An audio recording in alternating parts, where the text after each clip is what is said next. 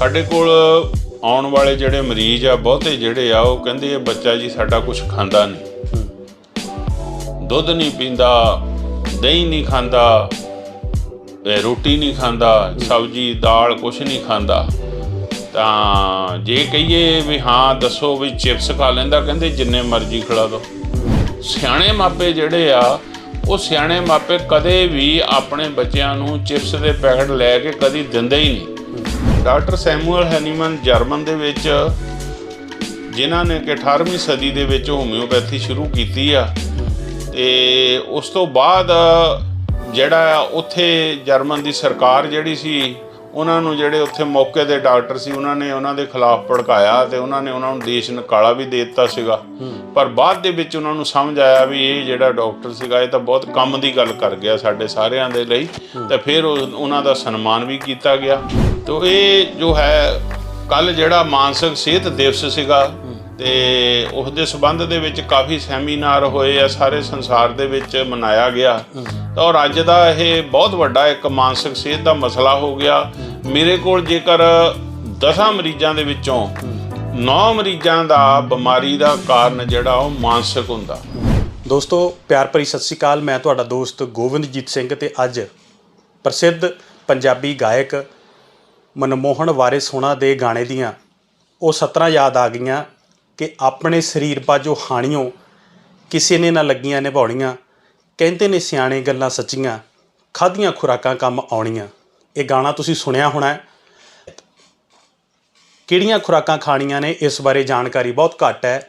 Shopping ਮਾਲਾਂ ਦੇ ਵਿੱਚੋਂ ਮਾਵਾਂ ਜਿਹੜੀਆਂ ਕਦੇ ਸਾਡੇ ਘਰਾਂ ਦੇ ਵਿੱਚ ਬੱਚਿਆਂ ਨੂੰ ਮੱਖਣ ਖਵਾਉਂਦੀਆਂ ਸੀ, ਸਾਗ ਖਵਾਉਂਦੀਆਂ ਸੀ, ਲੱਸੀ, ਮੱਕੀ ਦੀ ਰੋਟੀ, ਬਾਜਰੇ ਦੀ ਰੋਟੀ ਖਵਾਉਂਦੀਆਂ ਸੀ। ਅੱਜ ਕੱਲ੍ਹ ਦੀਆਂ ਮਾਡਰਨ ਮਾਵਾਂ ਮਾਲ ਦੇ ਵਿੱਚੋਂ ਆਪਣੇ ਬੱਚਿਆਂ ਦੇ ਲਈ ਚਿਪਸ, ਕੈਂਡੀਆਂ, ਕੁਰਕਰੇ ਅਤੇ ਹੋਰ ਬਹੁਤ ਸਾਰਾ ਅਜਿਹਾ ਸਮਾਨ ਜਿਹੜਾ ਖਾਣ ਨੂੰ ਤਾਂ ਸਵਾਦੀ ਲੱਗਦਾ ਪਰ ਸਿਹਤ ਲਈ ਕਈ ਵਾਰੀ ਘਾਤਕ ਹੋ ਨਿਬੜਦਾ। ਕੀ ਸੱਚਮੁੱਚ ਅਜਿਹਾ ਖਾਣਾ ਖਾਣਾ ਚਾਹੀਦਾ ਜਾਂ ਨਹੀਂ ਖਾਣਾ ਚਾਹੀਦਾ? ਕਿਹੋ ਜਿਹਾ ਖਾਣਾ ਚਾਹੀਦਾ? ਕਿਹੜੀਆਂ ਬਿਮਾਰੀਆਂ ਦਾ ਦੌਰ ਚੱਲ ਰਿਹਾ ਹੈ? ਕਿੱਦਾਂ ਬਿਮਾਰੀਆਂ ਤੋਂ ਬਚਿਆ ਜਾ ਸਕਦਾ ਹੈ? ਕਿੱਦਾਂ ਸਿਹਤਮੰਦ ਸਿਹਤਵਰਧਕ ਜਿਹੜਾ ਆ ਉਹ ਜੀਵਨ ਬਸਰ ਬਤੀਤ ਕੀਤਾ ਜਾ ਸਕਦਾ? ਇਹਨਾਂ ਸਾਰੇ ਸਵਾਲਾਂ ਦੇ ਜਵਾਬ ਲੈਣ ਦੇ ਲਈ ਸਾਡੇ ਕੋਲ ਹੁਸ਼ਿਆਰਪੁਰ ਤੋਂ ਡਾਕਟਰ ਹੋਮਿਓਪੈਥੀ ਡਾਕਟਰ ਜਿਹੜੇ ਨੇ ਹਰਜਿੰਦਰ ਸਿੰਘ ਓਬਰਾਏ ਮੌਜੂਦ ਨੇ। ਉਹਨਾਂ ਦੇ ਨਾਲ ਗੱਲਬਾਤ ਕਰਕੇ ਜਾਣਾਂਗੇ ਕਿ ਕਿਸ ਤਰ੍ਹਾਂ ਰੋਗ ਮੁਕਤ ਰਹਿ ਕੇ ਇੱਕ ਚੰਗਾ ਜੀਵਨ ਜਿਹੜਾ ਆ ਉਹ ਬਸਰ ਕੀਤਾ ਜਾ ਸਕਦਾ। ਕੁਦਰਤ ਦੇ ਵੀ ਬਹੁਤ ਨੇੜੇ ਰਹਿੰਦੇ ਨੇ ਅਤੇ ਅਕਸਰ ਛੁੱਟੀ ਵਾਲੇ ਦਿਨ ਜਿਹੜਾ ਆ ਪਹਾੜੀ ਖਿੱਤੇ ਦੇ ਵਿੱਚ ਜਾ ਕੇ, ਕੰਢੀ ਦੇ ਇਲਾਕੇ ਵਿੱਚ ਜਾ ਕੇ ਪੇੜ ਪੌਦੇ ਲਗਾਉਣਾ ਅਤੇ ਉਹਨਾਂ ਦੀ ਸਾਂਭ ਸੰਭਾਲ ਕਰਨਾ ਵੀ ਪਸੰਦ ਕਰਦੇ ਨੇ। ਸੋ ਸਮਾਂ ਜ਼ਾਇਆ ਕੀਤੇ ਬਗੈਰ ਗੱਲਬਾਤ ਸ਼ੁਰੂ ਕਰਦੇ ਹਾਂ। ਓਬਰਾਏ ਜੀ ਤੁਹਾਡਾ ਬਹੁਤ ਬਹੁਤ ਸਵਾਗਤ ਜੀ। ਸਤਿ ਸ਼੍ਰੀ ਅਕਾਲ ਜੀ। ਸਾਰੇ ਸਰੋਤਿਆਂ ਨੂੰ ਸਤਿ ਸ਼੍ਰੀ ਅਕਾਲ ਜੀ। ਓਬਰਾਏ ਸਾਹਿਬ, ਖਾਣ ਪੀਣ ਦੀ ਗੱਲ ਕੀਤੀ ਆ। ਮਨਮੋਹਨ ਵਾਰਿਸ ਦੇ ਗਾਣੇ ਦੇ ਨਾਲ ਆਪਾਂ ਸ਼ੁਰੂਆਤ ਕੀਤੀ ਹੈ ਕਿ ਖਾਧੀਆਂ ਖੁਰਾਕਾਂ ਕੰਮ ਆਉਣੀਆਂ, ਪਰ ਅੱਜ ਕੱਲ੍ਹ ਅਸੀਂ ਖੁਰਾਕਾਂ ਦੇਖਦੇ, ਜਿਵੇਂ ਮੈਂ ਜ਼ਿਕਰ ਵੀ ਕੀਤਾ ਕਿ ਮਾਡਰਨ ਮਾਵਾਂ ਜਿਹੜੀਆਂ ਬੱਚਿਆਂ ਨੂੰ ਜਦੋਂ ਬੱਚਾ ਰੋਂਦਾ ਹੈ ਪਹਿਲਾਂ ਦੁੱਧ ਦਿੱਤਾ ਜਾਂਦਾ ਸੀ, ਤਾਂ ਅੱਜ ਕੱਲ੍ਹ ਕੈਂਡੀ, ਚੌਕਲੇਟ, ਕਈ ਪ੍ਰਕਾਰ ਦੇ ਵੰਨ ਸਵੰਨੇ ਭਾਂਤ ਦੇ ਖਾਣੇ ਜਿਹੜੇ ਆ ਉਹ ਬੱਚੇ ਦੇ ਮੂੰਹ ਨੂੰ ਲਗਾ ਦਿੱਤੇ ਜਾਂਦੇ ਆ ਕਿ ਚੁੱਪ ਕਰ ਜਾ ਕਾਕਾ। ਕਿੱਦਾਂ ਦੇਖਦੇ ਹੋ? ਸਾਡੇ ਕੋਲ ਆਉਣ ਵਾਲੇ ਜਿਹੜੇ ਮਰੀਜ਼ ਆ ਬਹੁਤੇ ਜਿਹੜੇ ਆ ਉਹ ਕਹਿੰਦੇ ਇਹ ਬੱਚਾ ਜੀ ਸਾਡਾ ਕੁਝ ਖਾਂਦਾ ਨਹੀਂ, ਦੁੱਧ ਨਹੀਂ ਪੀਂਦਾ, ਦਹੀਂ ਨਹੀਂ ਖਾਂਦਾ, ਰੋਟੀ ਨਹੀਂ ਖਾਂਦਾ, ਸਬਜ਼ੀ ਦਾਲ ਕੁਛ ਨਹੀਂ ਖਾਂਦਾ। ਤਾਂ ਜੇ ਕਹੀਏ ਵੀ ਹਾਂ ਦੱਸੋ ਵੀ ਚਿਪਸ ਖਾ ਲੈਂਦਾ, ਕਹਿੰਦੇ ਜਿੰਨੇ ਮਰਜ਼ੀ ਖਿਲਾ ਦਿਓ। ਤੋ ਇਹ ਜਿਹੜੀਆਂ ਚੀਜ਼ਾਂ ਹੈਗੀਆਂ ਬਾਜ਼ਾਰ ਦੀਆਂ, ਇਹ ਚੀਜ਼ਾਂ ਉਹ ਖਾਣੇ ਬੱਚੇ ਪਸੰਦ ਕਰਦੇ ਆ। ਉਹ ਬੱਚਿਆਂ ਦਾ ਸੁਭਾਅ ਇੱਦਾਂ ਦਾ ਬਣ ਜਾਂਦਾ, ਫਿਰ ਉਹ ਕਹਿੰਦੇ ਅਸੀਂ ਤਾਂ ਇਹੀ ਚੀਜ਼ਾਂ ਖਾਣੀਆਂ। ਫਾਸਟ ਫੂਡ ਹੋ ਗਏ, ਜੇ ਸਾਨੂੰ ਨੂਡਲਸ ਲਿਆ ਦਿਓ, ਸਾਨੂੰ ਮਨਚੂਰੀਅਨ ਲਿਆ ਦਿਓ, ਜਾਂ ਸਾਨੂੰ ਕੋਈ ਹੋਰ ਚੀਜ਼ ਹੈ ਜਿਹੜੀਆਂ ਵੀ ਉਹ ਫਿਰ ਲਾਈਕ ਕਰਦੇ ਜਾਂਦੇ ਆ। ਅਤੇ ਹੁਣ ਅਸੀਂ ਇੱਕ ਡਾਕਟਰ ਹੋਣ ਦੇ ਨਾਤੇ ਅਸੀਂ ਉਹਨਾਂ ਨੂੰ ਕਿਹੜੀ ਦਵਾਈ ਦੇਈਏ ਬਈ ਜਿਹੜੀ ਦਵਾਈ ਨਾਲ ਉਹ ਰੋਟੀ ਪਾਣੀ ਖਾਣਾ ਸ਼ੁਰੂ ਕਰ ਦੇਣ ਤਾਂ ਉਹਨਾਂ ਚੀਜ਼ਾਂ ਨੂੰ ਛੱਡ ਦੇਣ। ਸਿਆਣੇ ਮਾਪੇ ਜਿਹੜੇ ਆ ਉਹ ਸਿਆਣੇ ਮਾਪੇ ਕਦੇ ਵੀ ਆਪਣੇ ਬੱਚਿਆਂ ਨੂੰ ਚਿਪਸ ਦੇ ਪੈਕਟ ਲੈ ਕੇ ਕਦੀ ਦਿੰਦੇ ਹੀ ਨਹੀਂ। ਉਹਨਾਂ ਨੂੰ ਪਤਾ ਵੀ ਜੇ ਇਹ ਇਹਨਾਂ ਨੂੰ ਦੇਵਾਂਗੇ ਅਤੇ ਇਹ ਅੱਜ ਕੱਲ੍ਹ ਦੀਆਂ ਕੰਪਨੀਆਂ ਦਾ ਇੱਦਾਂ ਦਾ ਸਿਸਟਮ ਬਣਿਆ ਹੋਇਆ, ਉਹ ਇੱਦਾਂ ਦੇ ਕੈਮੀਕਲ ਉਹਦੇ ਵਿੱਚ ਐਡ ਕਰ ਦਿੰਦੇ ਆ ਜਿਹਦੇ ਨਾਲ ਬੰਦਾ ਉਹਦੇ ਬਗੈਰ ਰਹਿ ਹੀ ਨਹੀਂ ਸਕਦਾ। ਤੋ ਇਸ ਕਰਕੇ ਜਿਹੜੇ ਬੱਚੇ ਹੈਗੇ ਆ, ਬਹੁਤ ਸਾਰੇ ਬੱਚੇ ਜਿਹੜੇ ਇਸ ਪ੍ਰੋਬਲਮ 'ਚ ਫਸੇ ਹੋਏ ਆ ਵੀ ਉਹਨਾਂ ਦਾ ਰੁਝਾਨ ਜਿਹੜਾ ਉਹ ਖਾਣੇ ਤੋਂ ਬਿਲਕੁਲ ਹਟ ਗਿਆ। ਔਰ ਇਸੇ ਕਰਕੇ ਮੈਂ ਸਕੂਲਾਂ ਦੇ ਵਿੱਚ ਜਾਂਦਾ, ਸਕੂਲਾਂ ਦੇ ਵਿੱਚ ਜਾ ਕੇ ਬੱਚਿਆਂ ਨੂੰ ਸਮਝਾਉਣਾ ਵੀ ਸਾਨੂੰ ਕਿਹੜੀ ਖੁਰਾਕ ਖਾਣੀ ਚਾਹੀਦੀ ਆ। ਅਤੇ ਉਸ ਖੁਰਾਕ ਦੇ ਵਿੱਚ ਪਹਿਲਾਂ ਐਨਾਲਿਸਿਸ ਕਰੀਦਾ। ਬਹੁਤ ਸਾਰੇ ਬੱਚੇ ਜਿਹੜੇ ਆ ਸਵੇਰ ਦਾ ਨਾਸ਼ਤਾ ਹੀ ਨਹੀਂ ਕਰਕੇ ਆਉਂਦੇ, ਸਿਰਫ ਚਾਹ ਦਾ ਕੱਪ ਪੀ ਲਿਆ ਜਾਂ ਨਹੀਂ ਪੀ ਲਿਆ, ਤੇ ਜਲਦੀ ਦੇ ਵਿੱਚ ਉਸੇ ਤਰ੍ਹਾਂ ਆ ਜਾਂਦੇ ਆ। 50% ਸਕੂਲਾਂ ਦੇ ਬੱਚੇ ਜਿਹੜੇ ਉਹ ਨਾਸ਼ਤਾ ਕਰਕੇ ਨਹੀਂ ਆਉਂਦੇ। ਇੱਕ ਸਕੂਲ ਪਿਛਲੇ ਦਿਨਾਂ 'ਚ ਮੈਨੂੰ ਮਿਲਿਆ ਸੀ ਜਿੱਥੇ ਸਾਰੇ ਬੱਚਿਆਂ ਨੇ ਨਾਸ਼ਤਾ ਕੀਤਾ ਸੀ, ਕਿਉਂਕਿ ਉੱਥੇ ਦੇ ਜਿਹੜੇ ਪ੍ਰਿੰਸੀਪਲ ਤੇ ਹੋਰ ਸਟਾਫ ਹੈ ਉਹ ਇਸ ਚੀਜ਼ ਦਾ ਗੌਰ ਕਰਕੇ ਉਹਨਾਂ ਨੇ ਬੱਚਿਆਂ ਨੂੰ ਆਦਤ ਪਾਤੀ ਵੀ ਉਹ ਸਵੇਰ ਨੂੰ ਨਾਸ਼ਤਾ ਕਰਕੇ ਆਉਣ। ਇਹ ਤਾਂ ਫਿਰ ਇਹ ਹੁੰਦਾ ਅਸੈਂਬਲੀ ਦੇ ਵਿੱਚ ਕੋਈ ਨਾ ਕੋਈ ਬੱਚਾ ਮੇਰੇ ਸਾਹਮਣੇ ਵੀ ਬੇਹੋਸ਼ ਹੋ ਕੇ ਕਈ ਵਾਰ ਡਿੱਗਿਆ, ਕਿਉਂਕਿ ਉਹਦੇ ਅੰਦਰ ਐਨਰਜੀ ਨਹੀਂ ਹੁੰਦੀ ਇੰਨੀ ਵੀ ਉਹ ਠੀਕ ਰਹਿ ਸਕੇ, ਖੜਾ ਰਹਿ ਸਕੇ। ਤੋ ਇਸ ਕਰਕੇ ਜਿਹੜਾ ਬੱਚੇ ਆਪਣੇ ਜਿਹੜੇ ਮਾਂ-ਬਾਪ ਨੇ ਸੰਭਾਲਣੇ ਆ ਉਹ ਜ਼ਰੂਰ ਸੰਭਾਲਣ, ਉਹਨਾਂ ਨੂੰ ਇੱਦਾਂ ਦੀਆਂ ਗਲਤ ਚੀਜ਼ਾਂ ਜਿਹੜੀਆਂ ਉਹ ਨਾ ਖਾਣ ਨੂੰ ਦੇਣ, ਉਹਨਾਂ ਨੂੰ ਖੁਰਾਕ 'ਤੇ ਰੱਖਣ। ਸੁਭਾਅ ਇਨਸਾਨ ਦਾ ਵੀ ਜਿਹੜੀ ਚੀਜ਼ ਉਹਨੂੰ ਮਿਲਦੀ ਆ ਤੇ ਉਹ ਫਿਰ ਉਹੀ ਚੀਜ਼ ਜਿਹੜੀ ਆ ਉਹ ਦੁਬਾਰਾ ਮੰਗਦਾ। ਜਿਹੜੀ ਨਵੀਂ ਚੀਜ਼ ਹੁੰਦੀ ਆ ਜਿਸ ਦਾ ਉਸਨੇ ਟੇਸਟ ਹੀ ਨਹੀਂ ਦੇਖਿਆ ਹੁੰਦਾ ਉਹ ਨਹੀਂ ਮੰਗਦਾ, ਉਹ ਉਹੀ ਚੀਜ਼ ਮੰਗਦਾ ਜਿਹੜੀ ਉਹਦਾ ਉਸਨੇ ਟੇਸਟ ਦੇਖਿਆ ਹੁੰਦਾ। ਹੁਣ ਛੋਟਾ ਬੱਚਾ ਹੁੰਦਾ, ਉਹਦੀ ਪ੍ਰੋਬਲਮ ਕੀ ਹੁੰਦੀ ਆ ਵੀ ਇਹ ਸਿਰਫ ਦੁੱਧ ਹੀ ਪੀਂਦਾ ਜੀ, ਹੋਰ ਕੁਝ ਖਾਂਦਾ ਨਹੀਂ, ਕਿਉਂਕਿ ਉਸਨੇ ਦੁੱਧ ਦਾ ਹੀ ਟੇਸਟ ਦੇਖਿਆ, ਹੋਰ ਕੋਈ ਟੇਸਟ ਦੇਖਿਆ ਨਹੀਂ। ਔਰ ਫਿਰ ਜਿਹੜੇ ਸਿਆਣੇ ਡਾਕਟਰ ਆ, ਸਿਆਣੇ ਮਾਂ-ਬਾਪ ਆ, ਉਹ ਸਮਝਾਉਂਦੇ ਆ ਬਈ ਆਪਾਂ ਕੋਈ ਨਾ ਕੋਈ ਸਵਾਦੀ ਜਿਹੀ ਚੀਜ਼ ਬਣਾ ਕੇ, ਦਾਲ ਸਬਜ਼ੀ, ਕੋਈ ਨਾ ਕੋਈ ਆਪਾਂ ਰੋਟੀ, ਕੋਈ ਪਰੌਂਠੀ ਬਣਾ ਕੇ ਬੱਚੇ ਨੂੰ ਉਹਨੂੰ ਟੇਸਟ ਕਰਾਈਏ, ਫਿਰ ਉਹ ਹੌਲੀ ਜਿਹੜਾ ਦੁੱਧ ਛੱਡ ਕੇ ਉੱਧਰ ਲੱਗ ਜਾਂਦਾ। ਪਰ ਅਸੀਂ ਗਲਤ ਚੀਜ਼ਾਂ ਵੱਲ ਪੈ ਜਾਂਦੇ ਹਾਂ ਤੇ ਬੱਚਾ ਮੁੜ ਕੇ ਦੁੱਧ ਵੀ ਛੱਡ ਜਾਂਦਾ, ਰੋਟੀ ਪਾਣੀ ਵੱਲ ਜਾਂਦਾ ਨਹੀਂ ਤੇ ਉਹ ਗਲਤ ਚੀਜ਼ਾਂ ਦੇ ਉੱਤੇ ਲੱਗ ਜਾਂਦਾ।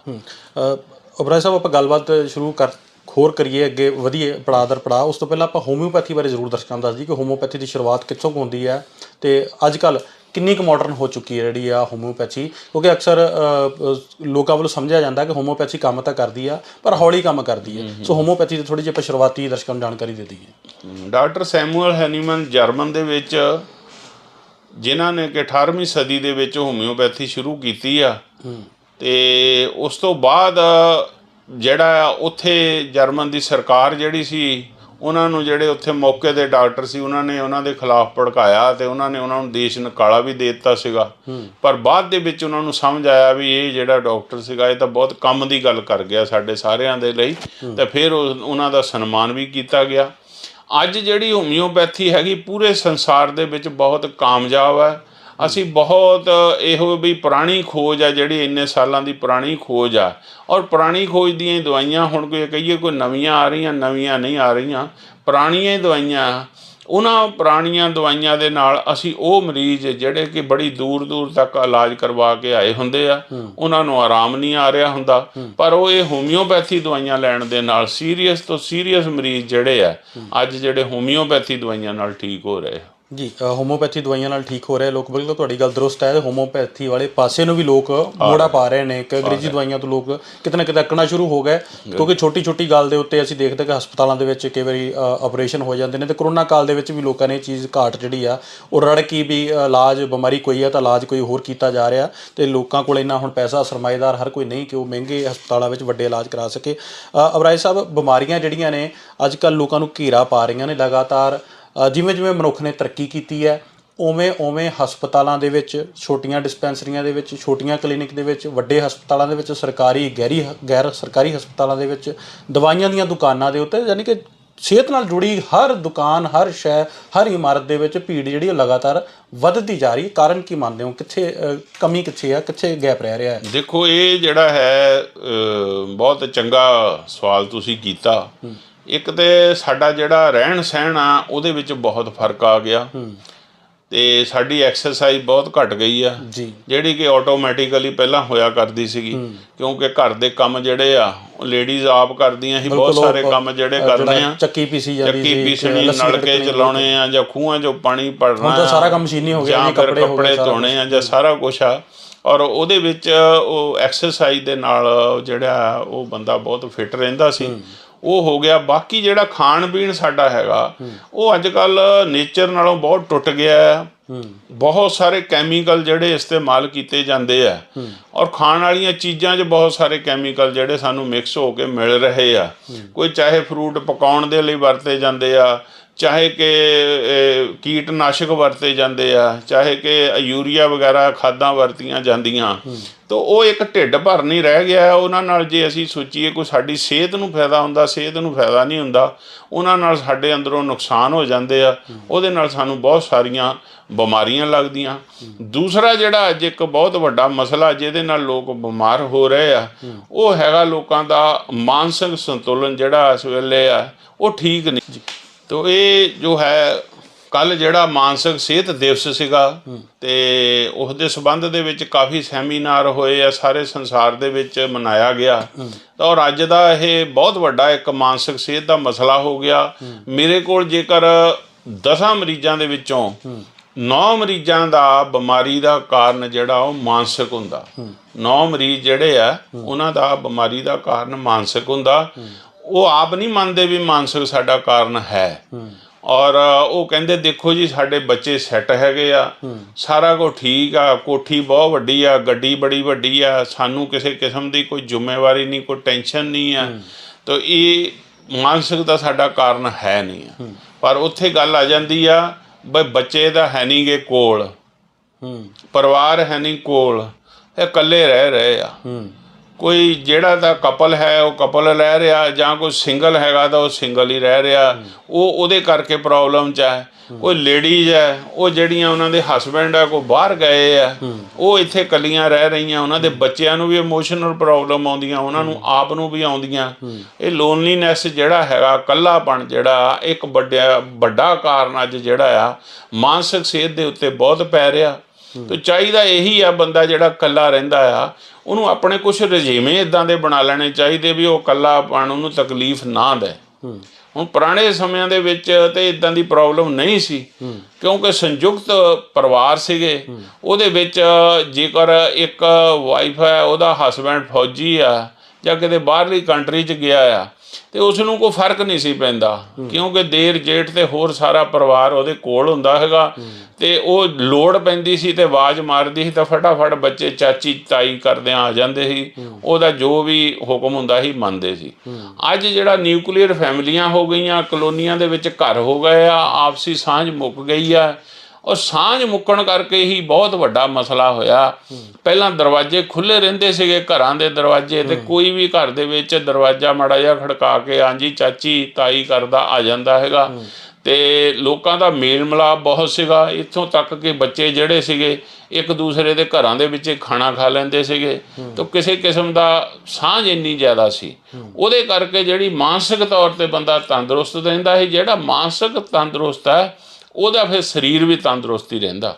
ਸਰੀਰ ਨੂੰ ਬਿਮਾਰੀਆਂ ਵੀ ਉਸੇ ਵੇਲੇ ਲੱਗਦੀਆਂ ਜਿਸ ਵੇਲੇ ਤੁਹਾਡਾ ਮਾਨਸਿਕ ਸੰਤੁਲਨ ਠੀਕ ਨਹੀਂ ਹੁੰਦਾ। ਬਿਲਕੁਲ ਤੁਹਾਡੀ ਗੱਲ ਸਹੀ, ਕਿਉਂਕਿ ਅੱਜ ਕੱਲ੍ਹ ਘਰ ਛੋਟੇ ਹੋ ਗਏ ਆ, ਬਿਲਕੁਲ ਤੰਗ ਹੋ ਗਏ ਆ। ਸ਼ਹਿਰਾਂ ਦੇ ਵਿੱਚ ਆ ਗਿਆ, ਗਲੀ ਦੇ ਉੱਤੇ ਗੇਟ ਹੁੰਦਾ ਅਤੇ ਬੰਦਾ ਪਿੱਛੇ ਬਿਲਕੁਲ ਹਨੇਰੇ ਜਿਹੇ ਕਮਰੇ ਦੇ ਵਿੱਚ ਰਿਹਾਇਸ਼ ਹੁੰਦੀ ਹੈ। ਅਤੇ ਅਬਰਾਜ ਸਾਹਿਬ ਨਾਲ ਦੀ ਨਾਲ ਗੱਲ ਕਰ ਲਈਏ, ਹੁਣ ਮੌਸਮ ਜਿਹੜਾ ਉਹ ਬਦਲਣਾ ਸ਼ੁਰੂ ਹੋ ਗਿਆ। ਅਸੀਂ ਮਾਨਸਿਕ ਤਣਾਅ ਦੇ ਅਤੇ ਜਿਹੜੀਆਂ ਅਸੀਂ ਗੱਲਾਂ ਬਾਤਾਂ ਕਰ ਰਹੇ ਹਾਂ, ਦਵਾਈਆਂ ਦੀ ਵੀ ਗੱਲ ਕਰਾਂਗੇ, ਇਲਾਜ ਦੀ ਵੀ ਗੱਲ ਕਰਾਂਗੇ। ਅਬਰਾਜ ਸਾਹਿਬ ਹੁਣ ਮੌਸਮ ਚੇਂਜ ਹੋ ਰਿਹਾ, ਬੁਖਾਰ ਅਤੇ ਪੇਟ ਖਰਾਬ ਬਹੁਤ ਲੋਕਾਂ ਦਾ ਹੋ ਰਿਹਾ, ਅਤੇ ਬਹੁਤ ਸਾਰੇ ਸਵਾਲਾਤ ਸਾਨੂੰ ਵੀ ਆਏ ਸੀਗੇ, ਬਹੁਤ ਦਰਸ਼ਕਾਂ ਨੇ ਕਿਹਾ ਕਿ ਸਵਾਲ ਡਾਕਟਰ ਸਾਹਿਬ ਨੂੰ ਜ਼ਰੂਰ ਪੁੱਛਣਾ। ਲੋਕ ਹੁਣ ਕਨਫਿਊਜ਼ਨ ਹੋ ਗਏ, ਇੱਕ ਪੰਜਾਬੀ 'ਚ ਆਪਾਂ ਕਹਿ ਲੈਂਦੇ ਵੀ ਕਿ ਭੰਬਲ ਭੂਸਾ ਪੈ ਗਿਆ। ਅੱਗੇ ਹੁੰਦਾ ਸੀ ਕਿ ਠੀਕ ਆ ਸਿਆਲ ਚੜ੍ਹਿਆ ਅਤੇ ਮੌਸਮੀ ਬੁਖਾਰ ਹੈ, ਖੰਘ ਹੋ ਗਈ, ਗਲਾ ਖਰਾਬ ਹੋ ਗਿਆ ਜਾਂ ਪੇਟ ਖਰਾਬ ਹੋ ਗਿਆ। ਹੁਣ ਲੋਕ ਇਹ ਪਛਾਣ ਕਿਵੇਂ ਕਰਨ ਕਿ ਇਹ ਡੇਂਗੂ ਹੈ, ਇਹ ਟੈਸਟ ਕਿਹੜਾ ਕਰਵਾਉਣ ਕਿ ਇਹ ਕੋਵਿਡ ਹੈ ਜਾਂ ਇਹ ਸੀਜ਼ਨਲ ਬੁਖਾਰ ਹੈ, ਜਾਂ ਕਈ ਪ੍ਰਕਾਰ ਦੇ ਬੁਖਾਰ ਆ ਗਏ। ਮਰੀਜ਼ ਨੂੰ ਅਤੇ ਉਹਦੇ ਪਰਿਵਾਰਕ ਮੈਂਬਰਾਂ ਨੂੰ ਸਮਝ ਨਹੀਂ ਆਉਂਦੀ ਕਿ ਆਖਰ ਟੈਸਟ ਕਿਹੜਾ ਕਰਾਈਏ ਅਤੇ ਬੁਖਾਰ ਕਿਹੜਾ ਹੈ। ਇਸ ਕਰਕੇ ਲੋਕ ਬੜੀ ਛੇਤੀ ਘਬਰਾਉਣ ਵੀ ਲੱਗ ਜਾਂਦੇ ਆ। ਕਿੱਦਾਂ ਦੇਖਦੇ ਹੋ ਅਤੇ ਕੀ ਕਹਿਣਾ ਚਾਹੋਗੇ?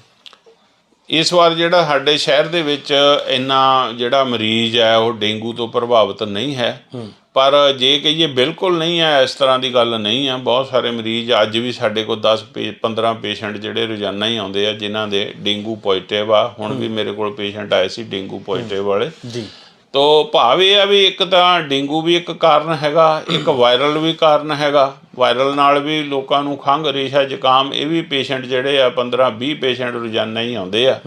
ਔਰ ਜਿਨ੍ਹਾਂ ਦੀ ਇਮਿਊਨਿਟੀ ਕਮਜ਼ੋਰ ਹੈਗੀ ਆ ਉਹ ਇਹਨਾਂ ਦਿਨਾਂ ਦੇ ਵਿੱਚ ਅਕਸਰ ਜਿਹੜੇ ਬਿਮਾਰ ਹੁੰਦੇ ਆ, ਉਹ ਵੀ ਉਹਨਾਂ ਦਾ ਵੀ ਨੰਬਰ ਇਸ ਵੇਲੇ ਲੱਗਾ ਹੋਇਆ, ਉਹ ਵੀ ਬਿਮਾਰ ਹੋ ਗਏ ਆ।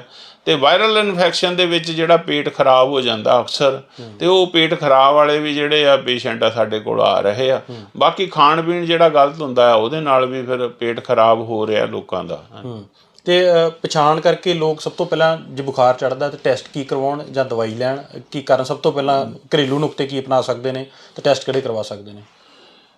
ਘਰੇਲੂ ਨੁਕਤਿਆਂ ਦੇ ਵਿੱਚ ਤਾਂ ਜਿਹੜਾ ਹੈਗਾ ਵੀ ਅਸੀਂ ਜਿਵੇਂ ਹੁਣ ਕਿਸੇ ਨੂੰ ਰੇਸ਼ਾ ਜ਼ੁਕਾਮ ਜਾਂ ਕੁਛ ਹੋ ਜਾਂਦਾ ਤਾਂ ਉਹਦੇ ਲਈ ਆਪਣੇ ਘਰ ਦੇ ਵਿੱਚ ਤੇ ਅਸੀਂ ਜਿਹੜਾ ਦਲੀਆ ਖਾ ਸਕਦੇ ਬਣਾ ਕੇ, ਦਲੀਆ ਉਹਦੇ ਲਈ ਬਹੁਤ ਚੰਗਾ।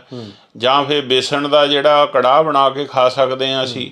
ਜੇ ਕਿਸੇ ਨੂੰ ਪਿਸ਼ਾਬ ਬਹੁਤ ਪੀਲਾ ਆ ਰਿਹਾ, ਰੇਸ਼ਾ ਜ਼ੁਕਾਮ ਬੇਸ਼ੱਕ ਹੋਇਆ, ਬਲਗਮ ਵੀ ਬਹੁਤ ਆ ਰਹੀ ਹੈ, ਉਹਦੇ ਬਾਵਜੂਦ ਵੀ ਉਸ ਨੂੰ ਮਿੱਠੀ ਲੱਸੀ ਜਾਂ ਦਹੀਂ ਦੇ ਵਿੱਚ ਸ਼ੱਕਰ ਪਾ ਕੇ ਜਾਂ ਲੱਸੀ ਦੇ ਵਿੱਚ ਸ਼ੱਕਰ ਪਾ ਕੇ ਪੀਣੀ ਚਾਹੀਦੀ ਆ, ਕਿਉਂਕਿ ਗਰਮੀ ਹੋਣ ਦੇ ਨਾਲ ਵੀ ਪ੍ਰੋਬਲਮ ਆਉਂਦੀ ਹੈ।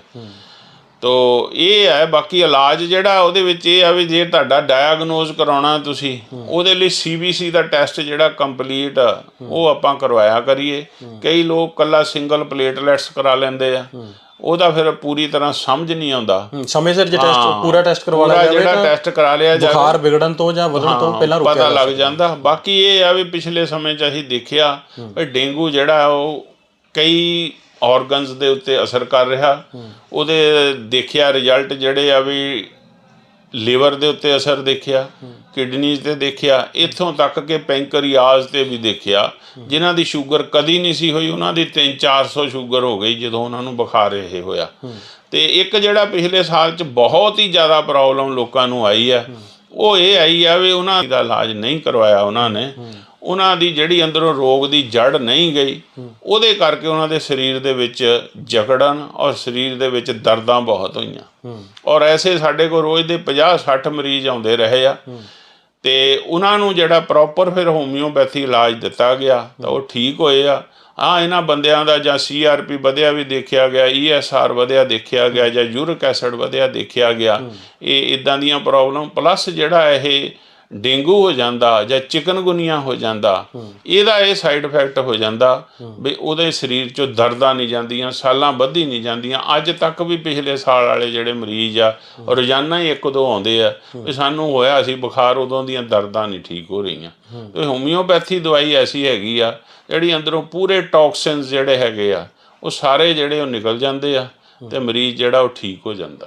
ਇੱਕ ਅਬਰਾਜ ਸਾਹਿਬ, ਹੋਮਿਓਪੈਥੀ ਦਵਾਈਆਂ ਨੂੰ ਲੈ ਕੇ ਬੜਾ ਇੱਕ ਲੋਕਾਂ ਦੇ ਵਿੱਚ ਹੈ ਕਿ ਇਲਾਜ ਤਾਂ ਠੀਕ ਹੈ ਹੋਮਿਓਪੈਥੀ ਦਾ, ਬਹੁਤ ਲੋਕ ਭਰੋਸਾ ਕਰ ਵੀ ਰਹੇ ਨੇ, ਨਵੇਂ ਲੋਕ ਵੀ ਭਰੋਸਾ ਕਰਨ ਲੱਗ ਗਏ, ਪਰ ਵੀ ਹੌਲੀ ਬਹੁਤ ਇਲਾਜ ਹੁੰਦਾ ਹੋਮਿਓਪੈਥਿਕ ਦੇ ਵਿੱਚ। ਅਤੇ ਕਈ ਇਹ ਵੀ ਵਹਿਮ ਕਰਦੇ ਜਿਹੜੇ ਸ਼ਾਕਾਹਾਰੀ ਨੇ, ਜਿਹੜੇ ਪੈਗ ਸ਼ੈਗ ਨਹੀਂ ਲਾਉਂਦੇ, ਜੇ ਮੈਂ ਸਿੱਧੀ ਗੱਲ ਕਰਾਂ, ਉਹ ਕਹਿੰਦੇ ਜਿਹਦੇ ਵਿੱਚ ਅਲਕੋਹਲ ਹੁੰਦੀ ਹੈ, ਇਸ ਕਰਕੇ ਅਸੀਂ ਹੋਮਿਓਪੈਥੀ ਲੈਣਾ ਤਾਂ ਚਾਹੁੰਦੇ ਹਾਂ ਪਰ ਅਲਕੋਹਲ ਕਰਕੇ ਨਹੀਂ ਅਸੀਂ ਲੈ ਰਹੇ। ਉਹਨਾਂ ਨੂੰ ਕੀ ਰਾਏ ਦੇਣਾ ਚਾਹੁੰਦੇ? ਅਲਕੋਹਲ ਦੀ ਕੋਈ ਐਸੀ ਗੱਲ ਨਹੀਂ ਹੈਗੀ, ਇਹ ਐਡੀ ਨਹੀਂ ਹੁੰਦਾ। ਅਲਕੋਹਲ ਉਸੇ ਵੇਲੇ ਤੁਹਾਡੇ ਲਈ ਹਾਨੀਕਾਰਕ ਹੈ ਜਿਸ ਵੇਲੇ ਤੁਸੀਂ ਪੈਗਾਂ ਦੇ ਹਿਸਾਬ ਨਾਲ ਪੀਂਦੇ ਆ। ਉਵੇਂ ਜੇ ਤੁਹਾਡੇ ਅੰਦਰ 2-4 ਬੂੰਦਾਂ ਜੇ ਕਿਤੇ ਅਲਕੋਹਲ ਦੀਆਂ ਚਲੀਆਂ ਵੀ ਜਾਣ ਤਾਂ ਉਹਦਾ ਕੋਈ ਐਸਾ ਨਹੀਂ ਆ ਵੀ ਉਹਦਾ ਕੋਈ ਸਾਈਡ ਇਫੈਕਟ ਹੋਣਾ ਜਾਂ ਉਸਨੇ ਕੋਈ ਮਸਲਾ ਕਰਨਾ। ਅਤੇ ਦੂਸਰਾ ਇਹ ਹੈ ਵੀ ਹੋਮਿਓਪੈਥੀ ਦਵਾਈਆਂ ਦਾ ਅਸਰ ਜਿਹੜਾ ਆ ਉਹ ਇੱਕਦਮ ਹੁੰਦਾ, ਜਿੰਨਾ ਇੱਕ ਟੀਕੇ ਦਾ ਨਹੀਂ ਹੁੰਦਾ, ਉਹਦੇ ਤੋਂ ਪਹਿਲਾਂ ਹੋਮਿਓਪੈਥੀ ਦਵਾਈ ਦਾ ਹੋ ਜਾਂਦਾ। ਯਾਨੀ ਇਹ ਮਿਥਿਹਾਸ ਆ ਲੋਕਾਂ 'ਚ, ਅਫਵਾਹ ਕਹਿ ਸਕਦੇ ਹਾਂ ਵੀ ਇਲਾਜ ਨਹੀਂ ਹੁੰਦਾ ਇਹਦੇ ਨਾਲ, ਲੇਟ ਹੁੰਦਾ। ਇਹ ਫਟਾਫਟ ਇੱਥੇ ਸਾਡੇ ਕੋਲ ਪਿਛਲੇ ਦਿਨਾਂ 'ਚ ਵੀ ਮਰੀਜ਼ ਆਏ ਆ ਵੀ ਸਿਰ ਦਰਦ ਬਹੁਤ ਹੋ ਰਿਹਾ, ਰੋਂਦੀ ਜਨਾਨੀ ਆਈ ਆ, ਉਹਨੂੰ ਇੱਥੇ ਦਵਾਈ ਦਿੱਤੀ ਆ, ਮਤਲਬ 1 ਮਿੰਟ ਤੋਂ ਪਹਿਲਾਂ 20-25 ਸਕਿੰਟ ਦੇ ਵਿੱਚ ਜਿਹੜਾ ਸਿਰ ਦਰਦ ਠੀਕ ਹੋ ਜਾਂਦਾ, ਜਿਹੜਾ ਅਸੀਂ ਦਵਾਈ ਦੇ ਕੇ ਹੋਮਿਓਪੈਥੀ ਦਵਾਈ ਟੀਕੇ ਨਾਲੋਂ ਵੀ ਪਹਿਲਾਂ ਅਸਰ ਕਰਦੀ ਹੈ। ਅਤੇ ਅਸੀਂ ਗੱਲਬਾਤ ਕੀਤੀ ਡਿਪਰੈਸ਼ਨ ਦੀ, ਡੇਂਗੂ ਦੀ, ਹੋਰ ਬੁਖਾਰ ਜਿਹੜੇ ਅੱਜ ਕੱਲ੍ਹ ਮੌਸਮੀ ਬੁਖਾਰ ਵੀ ਚੱਲ ਰਿਹਾ ਹੈ, ਪਿਛਲੇ ਦਿਨਾਂ 'ਚ ਕੋਵਿਡ ਵੀ ਰਹਿ ਗਿਆ, ਡੇਂਗੂ ਦੀ ਵੀ ਤੁਸੀਂ ਗੱਲ ਕੀਤੀ। ਇਹਨਾਂ ਸਾਰੀਆਂ ਤਮਾਮ ਚੀਜ਼ਾਂ ਦਾ ਜਿਹੜਾ ਹੋਮਿਓਪੈਥੀ 'ਚ ਇਲਾਜ ਕਿਵੇਂ ਅਤੇ ਕਿੰਨੀ ਦੇਰ ਦੇ ਵਿੱਚ ਜਿਹੜਾ ਸੰਭਵ ਹੈ? ਹੋਮਿਓਪੈਥੀ ਦੇ ਵਿੱਚ ਬਿਮਾਰੀ ਦੇ ਉੱਤੇ ਡਿਪੈਂਡ ਕਰਦਾ ਜੀ। ਜਿਹੜੀਆਂ ਕੋਈ ਅੰਦਰ ਟੈਂਡੈਂਸੀ ਚੇਂਜ ਕਰਕੇ ਬੰਦੇ ਨੂੰ ਠੀਕ ਕਰਨਾ ਹੁੰਦਾ, ਉਹਦੇ ਵਿੱਚ ਟਾਈਮ ਲੱਗਦਾ। ਜੇਕਰ ਤੁਹਾਡੇ ਅੰਦਰ ਟੈਂਡੈਂਸੀ ਹੈਗੀ ਆ ਪੱਥਰੀ ਬਣਾਉਣ ਦੀ, ਅਤੇ ਉਹ ਪੱਥਰੀ ਬਣਾਉਣ ਦੀ ਟੈਂਡੈਂਸੀ ਖਤਮ ਹੁੰਦੀ ਪਹਿਲਾਂ, ਉਸ ਤੋਂ ਬਾਅਦ ਪੱਥਰੀ ਖਤਮ ਹੁੰਦੀ ਆ। ਇਸੇ ਕਰਕੇ ਜਿਹੜਾ ਇਹਦੇ ਵਿੱਚ ਪਰਮਾਨੈਂਟ ਇਲਾਜ ਹੁੰਦਾ ਹੋਮਿਓਪੈਥੀ ਦਾ। ਬਾਕੀ ਹੁਣ ਜੇ ਕਿਸੇ ਦੇ ਸੈੱਲ ਘਟੇ ਆ, ਜਾਂ ਹੁਣ ਸਿਰ ਦਰਦ ਹੋ ਰਿਹਾ, ਜਾਂ ਕੋਈ ਹੋਰ ਆ, ਬਲੀਡਿੰਗ ਹੋ ਰਹੀ ਹੈ, ਜਾਂ ਕੋਈ ਹੋਰ ਪ੍ਰੋਬਲਮ ਆ, ਉਹਦੇ ਲਈ ਐਮਰਜੈਂਸੀ ਅਸੀਂ ਇੰਨੇ ਵਧੀਆ ਇਲਾਜ ਆ ਸਾਡੇ ਕੋਲ, ਅਸੀਂ ਉਹ ਬੜੀ ਜਲਦੀ ਬੰਦੇ ਰੋਗ ਦੇ ਉੱਤੇ ਅਸੀਂ ਕਾਬੂ ਪਾ ਲੈਂਦੇ ਹਾਂ।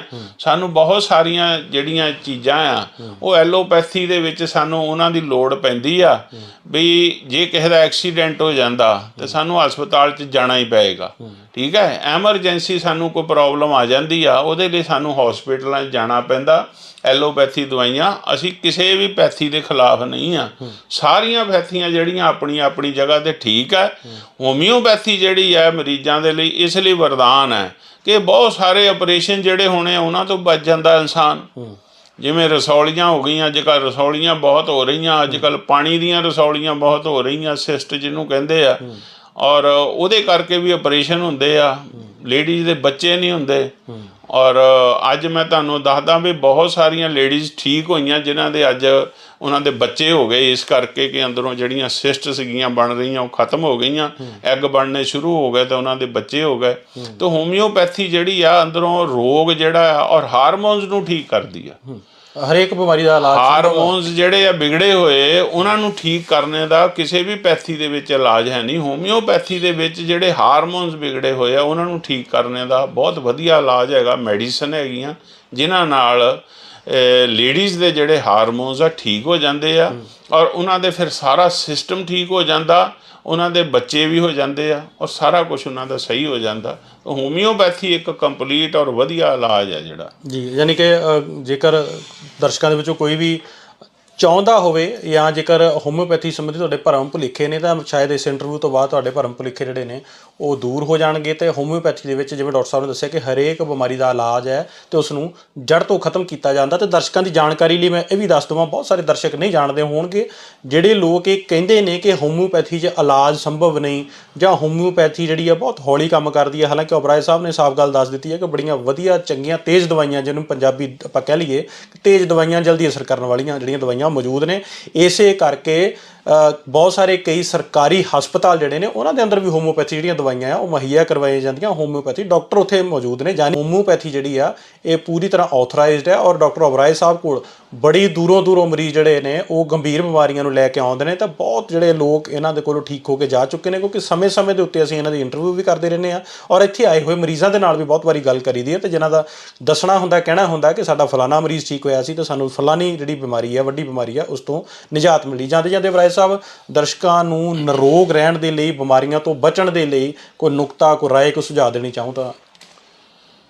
ਸਭ ਤੋਂ ਪਹਿਲਾਂ ਤਾਂ ਅੱਜ ਜਿਹੜਾ ਹੈਗਾ ਆਪਣੀ ਸਿਹਤ ਨੂੰ ਠੀਕ ਕਰਨ ਲਈ, ਸਰੀਰ ਨੂੰ ਠੀਕ ਕਰਨ ਲਈ ਖੁਰਾਕ ਜਿਹੜੀ ਆ ਵਧੀਆ ਲੈਣੀ ਚਾਹੀਦੀ ਆ। ਅਤੇ ਦੂਸਰੇ ਨੰਬਰ 'ਤੇ ਸੈਰ, ਐਕਸਰਸਾਈਜ਼, ਯੋਗਾ ਔਰ ਬੰਦੇ ਨੂੰ ਧੁੱਪ ਜਿਹੜੀ ਆ, ਰੋਸ਼ਨੀ ਜਿਹੜੀ ਹੈ ਵੀ ਬਹੁਤ ਜ਼ਰੂਰੀ ਹੈ ਔਰ ਖੁੱਲ੍ਹੀ ਹਵਾ ਜਿਹੜੀ ਹੈ ਉਹ ਬਹੁਤ ਜ਼ਰੂਰੀ ਹੈ, ਉਹਦੇ ਵਿੱਚ ਜਾਣਾ ਚਾਹੀਦਾ।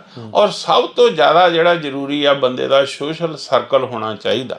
ਬੰਦੇ ਨੂੰ ਕਿਤੇ ਨਾ ਕਿਤੇ ਬਾਹਰ ਨਿਕਲਣਾ ਚਾਹੀਦਾ, ਯਾਰਾਂ ਦੋਸਤਾਂ 'ਚ ਬੈਠਣਾ ਚਾਹੀਦਾ, ਕੋਈ ਨਾ ਕੋਈ ਆਪਣਾ ਸੋਸ਼ਲ ਵਰਕ ਕਰਨਾ ਚਾਹੀਦਾ। ਜਿੰਨਾ ਤੁਸੀਂ ਕਿਸੇ ਦਾ ਭਲਾਈ ਦਾ ਕੰਮ ਕਰਦੇ ਆ ਉਹਦਾ ਜੋ ਤੁਹਾਡਾ ਬੀਜਿਆ ਹੁੰਦਾ ਉਹਦਾ ਫਲ ਤੁਹਾਨੂੰ ਮਿਲਦਾ। ਇਹ ਇੱਕ ਕਾਨੂੰਨ ਹੈ ਇਹ ਕੁਦਰਤ ਦਾ, ਜੋ ਤੁਸੀਂ ਬੀਜਦੇ ਆ ਉਹੀ ਵੱਢਦੇ ਆ। ਤੇ ਉਹਦੇ ਨਾਲ ਜਿਹੜੀ ਮਨ ਨੂੰ ਖੁਸ਼ੀ ਮਿਲਦੀ ਆ ਉਹਦੇ ਨਾਲ ਤੁਸੀਂ ਬਹੁਤ ਹੀ ਸਿਹਤਮੰਦ ਹੁੰਦੇ ਆ। ਤਾਂ ਇਸ ਕਰਕੇ ਆਪਾਂ ਆਪਣਾ ਸਾਂਝੀਵਾਲਤਾ ਜਿਹੜੀ ਆਪਸੀ ਸਾਂਝੀਵਾਲਤਾ ਉਹਨੂੰ ਵਧਾਈਏ, ਆਪਸੀ ਜਿਹੜੇ ਵਿਤਕਰੇ ਆ ਉਹਨਾਂ ਨੂੰ ਦੂਰ ਕਰੀਏ, ਸਮਾਂ ਕੱਢਿਆ ਕਰੀਏ। ਅੱਜ ਕੋਈ ਲੋਕ ਕਹਿੰਦੇ ਸਾਡੇ ਕੋਲ ਸਮਾਂ ਹੀ ਨਹੀਂ ਗਾ, ਸਮਾਂ ਕੱਢਣਾ ਪੈਂਦਾ। ਹੁਣ ਸਮਾਂ ਆਪੇ ਦੇਖੋ ਵੀ ਤੁਸੀਂ ਕਿਸ ਵੇਲੇ ਕੱਢ ਸਕਦੇ ਆ। ਕੋਈ ਸਵੇਰ ਨੂੰ ਕੱਢ ਸਕਦੇ ਆ, ਕੋਈ ਸ਼ਾਮ ਨੂੰ ਕੱਢ ਸਕਦੇ ਆ, ਕੋਈ ਦੁਪਹਿਰ ਨੂੰ ਕੱਢ ਸਕਦੇ ਆ। ਜਿਸ ਵੇਲੇ ਵੀ ਸਮਾਂ ਤੁਹਾਡੇ ਕੋਲ ਹੈ ਉਸ ਵੇਲੇ ਤੁਸੀਂ ਆਪਣੇ ਜੋ ਵੀ ਤੁਹਾਡੇ ਮਿਲਣ ਵਾਲੇ ਆ, ਕੋਈ ਰਿਸ਼ਤੇਦਾਰ ਹੈ, ਕੋਈ ਯਾਰ ਦੋਸਤ ਹੈ, ਤੁਸੀਂ ਦੇਖਦੇ ਆ ਬੜੀ ਦੇਰ ਹੋ ਗਈ ਮਿਲਿਆਂ ਨੂੰ, ਉਹਨਾਂ ਨੂੰ ਫੋਨ ਕਰੋ ਵੀ ਮੈਂ ਤੁਹਾਡੇ ਕੋਲ ਆ ਰਿਹਾ, ਅੱਜ ਨਾਸ਼ਤਾ ਤੁਹਾਡੇ ਵੱਲ। ਤੇ ਉਹਨਾਂ ਕੋਲ ਜਾਓ, 2 ਘੰਟੇ ਬੈਠੋ, ਗੱਲਾਂ ਬਾਤਾਂ ਕਰੋ, ਦੁੱਖ ਸੁੱਖ ਫੋੜੋ ਤੇ ਆਪਣਾ ਉਹਨਾਂ ਦੇ ਨਾਸ਼ਤਾ ਕਰਕੇ ਆਓ। ਕਿਉਂਕਿ ਬਹੁਤ ਲੋਕ ਯਾਦ ਕਰਦੇ ਆ ਤੁਹਾਨੂੰ, ਨਹੀਂ ਜਾ ਸਕਦੇ ਕਿਉਂਕਿ ਅਸੀਂ ਆਪਣੇ ਆਪ ਦਾ ਰੂਟੀਨ ਹੀ ਗਲਤ ਕਰ ਲਿਆ ਸਾਰਿਆਂ ਨੇ।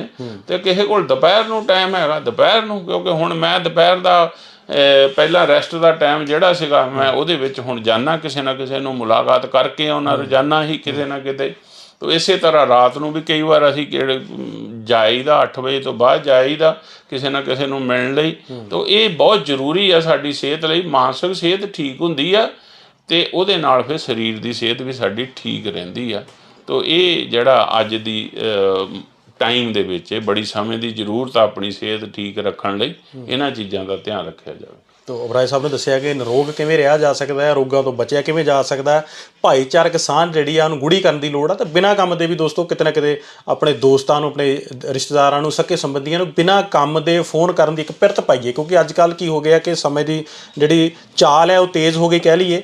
ਲੋਕ ਜਿਹੜੇ ਨੇ ਉਹ ਆਪਣੇ ਕੰਮਾਂ ਕਾਰਾਂ 'ਚ ਰੁਝੇਵਿਆਂ 'ਚ ਵਿਅਸਤ ਹੋ ਗਏ ਅਤੇ ਅਕਸਰ ਫੋਨ ਉਦੋਂ ਹੀ ਕੀਤਾ ਜਾਂਦਾ ਹੈ ਸਕੇ ਸੰਬੰਧੀਆਂ ਨੂੰ, ਦੋਸਤਾਂ ਨੂੰ, ਰਿਸ਼ਤੇਦਾਰਾਂ ਨੂੰ, ਆਂਢੀਆਂ ਗੁਆਂਢੀਆਂ ਨੂੰ ਜਦੋਂ ਲੋੜ ਪੈਂਦੀ ਹੈ। ਇੱਕ ਨਵੀਂ ਪਿਰਤ ਪਾਈਏ ਕਿ ਬਿਨਾਂ ਕੰਮ ਦੇ ਅਸੀਂ ਹਾਲ ਚਾਲ ਜਿਹੜਾ ਹਫ਼ਤੇ 'ਚ ਇੱਕ ਵਾਰੀ ਆਪਣੇ ਕਿਸੇ ਨਾ ਕਿਸੇ ਸਕੇ ਸੰਬੰਧੀ ਦਾ ਪੁੱਛਣਾ ਹੀ ਪੁੱਛਣਾ ਆ। ਅਤੇ ਬਹੁਤ ਸਾਰੇ ਸਵਾਲ ਤੁਹਾਡੇ ਅਤੇ ਮੇਰੇ ਜਿਹੜੇ ਨੇ ਉਹ ਪੁੱਛਣ ਵਾਲੇ ਡਾਕਟਰ ਸਾਹਿਬ ਕੋਲ ਰਹਿ ਗਏ। ਸਮੇਂ ਦੀ ਘਾਟ ਹੁੰਦੀ ਹੈ ਕਿਉਂਕਿ ਬਹੁਤ ਸਾਰੇ ਮਰੀਜ਼ ਇਹਨਾਂ ਦੇ ਕੋਲ ਆਉਂਦੇ ਨੇ, ਮਰੀਜ਼ ਇੰਤਜ਼ਾਰ ਕਰ ਰਹੇ ਨੇ। ਅਗਲੀ ਵਾਰੀ ਹੋਰ ਸਵਾਲਾਂ ਦੇ ਜਿਹੜੇ ਜਵਾਬ ਲੈਣ ਦੀ ਕੋਸ਼ਿਸ਼ ਕਰਾਂਗੇ। ਅਤੇ ਜਾਂਦੇ ਜਾਂਦੇ ਜਿਹੜੇ ਵੀਰ ਨਸ਼ਾ ਕਰਦੇ ਨੇ ਅਤੇ ਨਸ਼ਾ ਛੱਡਣਾ ਚਾਹੁੰਦੇ ਨੇ ਉਹਨਾਂ ਨੂੰ ਵੀ ਦੱਸ ਦਈਏ ਕਿ ਡਾਕਟਰ ਓਬਰਾਏ ਦੀਆਂ ਤੁਸੀਂ ਸੇਵਾਵਾਂ ਲੈ ਸਕਦੇ ਹੋ। ਨਸ਼ਾ ਛੱਡਣ ਦੇ ਵਿੱਚ ਕਾਉਂਸਲਿੰਗ ਦੇ ਨਾਲ ਨਾਲ ਦਵਾਈਆਂ ਦੇ ਸਹਿਯੋਗ ਦੇ ਨਾਲ ਨਸ਼ਾ ਛਡਾਉਣ ਦੇ ਵਿੱਚ ਵੀ ਓਬਰਾਏ ਸਾਹਿਬ ਜਿਹੜਾ ਆ ਉਹ ਬਹੁਤ ਕਾਮਯਾਬ ਨੇ। ਬਹੁਤ ਸਾਰੇ ਨੌਜਵਾਨ ਜਿਹੜੇ ਆ ਉਹ ਨਸ਼ਾ ਛੱਡ ਚੁੱਕੇ ਨੇ ਅਤੇ ਨਵੀਂ ਜ਼ਿੰਦਗੀ ਦੇ ਵਿੱਚ ਜਿਹੜਾ ਆ ਉਹ ਪੈਰ ਧਰ ਚੁੱਕੇ ਨੇ। ਫਿਲਹਾਲ ਦੇ ਲਈ ਤੁਹਾਡੇ ਕੋਲ ਇਜਾਜ਼ਤ ਮੰਗਦੇ ਓਬਰਾਏ ਸਾਹਿਬ, ਤੁਹਾਡਾ ਬਹੁਤ ਬਹੁਤ ਧੰਨਵਾਦ ਜੀ, ਤੁਸੀਂ ਸਾਡੇ ਲਈ ਸਮਾਂ ਕੱਢਿਆ, ਸ਼ੁਕਰੀਆ। ਫਿਲਹਾਲ ਦੇ ਲਈ ਇਜਾਜ਼ਤ। ਆਪਣੇ ਦੋਸਤ ਗੋਬਿੰਦਜੀਤ ਸਿੰਘ ਨੂੰ ਜਲਦੀ ਮਿਲਦੇ ਹਾਂ ਨਵੀਂ ਸ਼ਖਸੀਅਤ ਦੇ ਨਾਲ ਖਾਸ ਮੁਲਾਕਾਤ ਦੇ ਵਿੱਚ। ਤਦ ਤੱਕ ਦੇ ਲਈ ਦਿਓ ਇਜਾਜ਼ਤ। ਰੱਬ ਰੱਖਾ। ਧੰਨਵਾਦ।